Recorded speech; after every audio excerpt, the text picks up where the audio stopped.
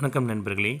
நம்ம இப்போ லோ பட்ஜெட்டில் சேலுக்கு வந்திருக்க வெறும் 3 இயர்ஸ் ஓல்டான வீடு தான் பார்க்க போகிறோம். இது ஃபுல்லாக பில்டர்ஸ் கட்டின வீடு.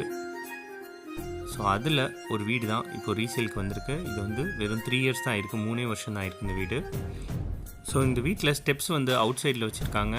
ஸோ நீங்கள் வேணும்னா பின்னாடி மேலே ஒரு தனி வீடாக கூட அமைச்சிக்கலாம். கீழே ஒரு வீடு மேலே ஒரு வீடு ஆகிரும். இந்த வீட்டோட மெயின் என்ட்ரன்ஸ் சவுத் ஃபேஸிங்கில் அமைஞ்சிருக்கு, அதாவது தெற்கு பார்த்த வீடு.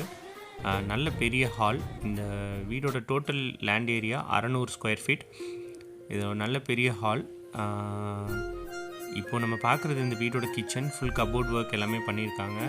ஸோ நீங்கள் கிச்சன் திங்ஸ் எல்லாமே ஸ்டோர் பண்ணி வைக்கிற அளவுக்கு ஆன கபோர்ட் ஒர்க்ஸ் ப்ரொவைட் பண்ணியிருக்காங்க.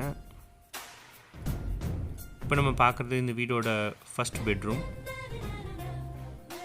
இதுலேயும் கபோர்ட்ஸ்லாம் இருக்குது, கபோர்ட்ஸ் அண்ட் வாட்ரூம். இந்த வீடோட இந்த டோரை பார்த்தாலே தெரியும் இது எவ்வளோ புது வீடு அப்படின்னு சொல்லிட்டு. இது ஒரு வாட்டி ஒயிட் வாஷ் மட்டும் பண்ணிட்டு ஒரு நல்ல பெயிண்ட் அடிச்சிங்கன்னா இந்த வீடு வந்து புது வீட்டுக்கு ஈக்குவலாக ஆயிரும். ஸோ வெறும் 3 இயர்ஸ் தான் ஓல்டு. இது இந்த வீடோட செகண்ட் பெட்ரூம்.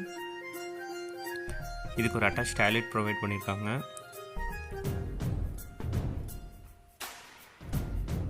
இதுதான் அதுக்கு ப்ரொவைட் பண்ணியிருக்க அட்டாச் டாய்லெட்.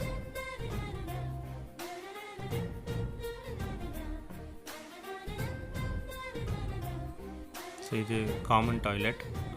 2 பெட்ரூம் இருக்கனால ஒரு டாய்லெட் ஹாலில் காமனாக ப்ரொவைட் பண்ணியிருக்காங்க, இன்னொன்று பெட்ரூமில் அட்டாச்சாக இருக்குது.